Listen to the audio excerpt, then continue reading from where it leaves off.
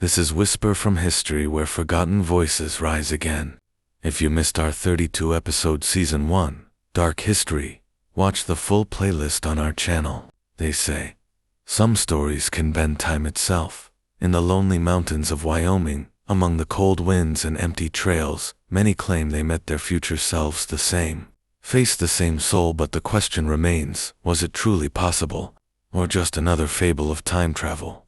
A silent duel between destiny and mankind. Stay tuned, because the secret of this story lies buried within the pages of time. They said Joseph Hatch would ride at dawn, a man in his 50s, to the rim of the Wind River Canyon. On one morning in late autumn, he found the landscape not quite as he had left it. The sky was too pale, the air too cold, the scent of sagebrush sharpened by frost.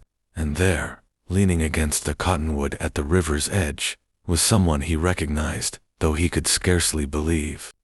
It was himself, older, gaunter, with laugh lines deepened by sorrow. Joseph stopped. The older man lifted a hand. No words at first. Two versions of one life, standing in the hush where river meets canyon wall. What would you say, seeing yourself decades ahead? Joseph's story, though unconfirmed by any archive, is whispered among the creeks and high ridges of Wyoming. It speaks of something more than time travel. It is about memories stretching forward. The legends don't say when exactly it happened. Some versions claim it was 1932, others mid-1950s. What draws people to tell it is less the accuracy, more the question, what if your future self came back to warn you or console you? These kinds of tales aren't unique to Wyoming.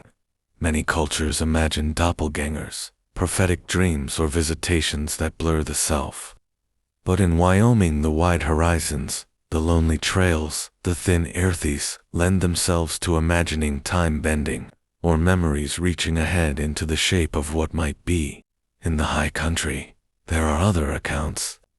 Near Lander, a rancher named Marisol is said to have seen her shadow stretch unnaturally long at dusk. As she turned toward it, she saw herself older, hands scarred from decades of work, eyes softer but weary. The version of Marisol didn't speak. She simply nodded, then faded into the dusk. When Marisol looked down, her own hands were shaking. Did Marisol really see her future self? Or did the dying light trigger memory and fear, a mirror in the mind, rather than across space and time? These stories are always partial, always imbued with regret or hope. They come with warnings. Take care of your hands, don't lose the ones you love, choose where you settle. They are not about miracles. They are about possibility, that the path you are on can twist unexpectedly. Wyoming's folklore is rich with ghosts and spirits. There is the ghost girl of Fort Laramie, a figure, pale and spectral, riding a horse along old trails on certain nights. She is not someone's future self, but the way she appears, half seen, half lost, captures how Wyoming people think about absence, time, lost chance. Then there are the Nemerigor, a race of little people in Shoshone folklore, stories of beings that cause fear in passing, or dwell in caves, tiny hunters with poisoned arrows. These legends blend imagination, culture, and mystery. The idea of meeting another self, meeting some version of yourself. These legends draw on similar emotional wellsprings: identity, fear, wonder. In many psychological experiments outside Wyoming, people are asked to imagine their future selves. The future self seems like a stranger. It's hard to invest in or protect someone you haven't truly become. But in Wyoming, where the land suggests continuity, yet also harshness, where winters etch in the memory of loss, these narratives acquire extra weight. To imagine meeting your future self is to ask what parts of who I am will endure, which will be broken. Let's return to Joseph. In some versions, after meeting his future self, he turned around and rode back toward town. He found the cattle weaker, the fences needing repair, the barns wood rotting. He spent the rest of his days rebuilding, giving more to neighbors, repairing old friendships. He never spoke of seeing himself again, But there is a subtle shift in how people say he lived his last decades, not in bitterness, but in purpose.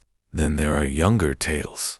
A teenager named Carlos, living in a sod house near Thermopolis in the 1920s, is said to have encountered an older version of himself in the reflection of the hot springs water. In the swirl of steam, the reflection spoke first a whisper, barely audible, "Make your family proud." Then, for one long moment, Carlos saw in his reflection all the scars of years to come: drought, dust, love, struggle. And then the steam broke, the reflection vanished. Carlos was left soaked, trembling, feeling as though he had been spoken to by time itself. Are these stories real? Probably not in the sense of physical time travel. There are no verified accounts in journals, newspapers, or legal records. But verified may be the wrong metric. These stories persist.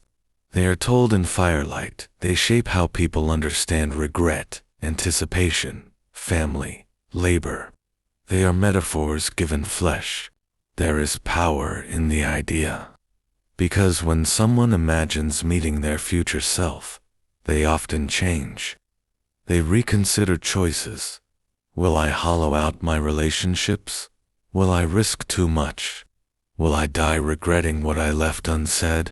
For many in Wyoming, livelihood has always been precarious. Winter kills crops, drought kills herds, rustlers or disease kill hope. The future isn't abstract. It is on the wind, in the snowpack, in the cough of livestock. To imagine seeing yourself forward in time is not fantasy, it's a form of survival, of constant reckoning.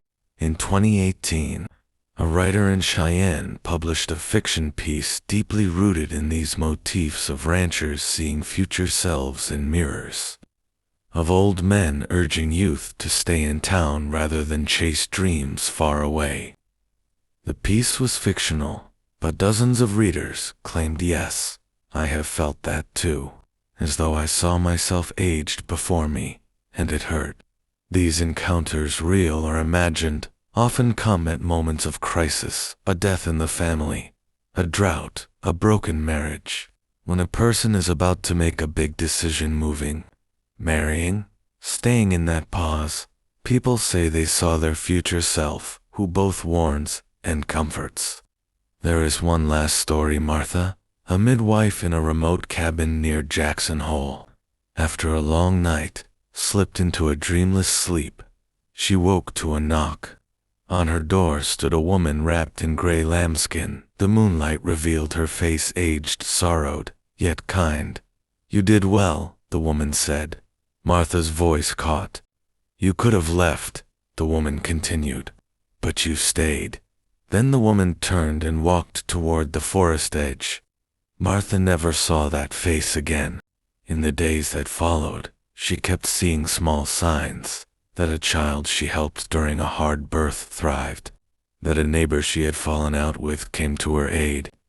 Martha believed the visitor had been her future self, not a ghost, not a dream, but something deeper, memory reaching forward through possibility. These stories ask us, what would you do differently if you knew what awaited? Would you act for forgiveness?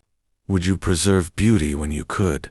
Would you choose love over ambition? In the geography of Wyoming, in its high plains and winding rivers, its long shadows and sudden storms, there is a sense that time is both fragile and vast, that what you see ahead may reshape what you do now, that your future self, real or imagined, is a ghost you carry with you.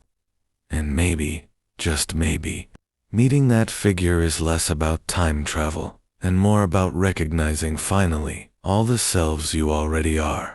They say, Joseph last saw dawn on a blizzard morning, far out on a ridge.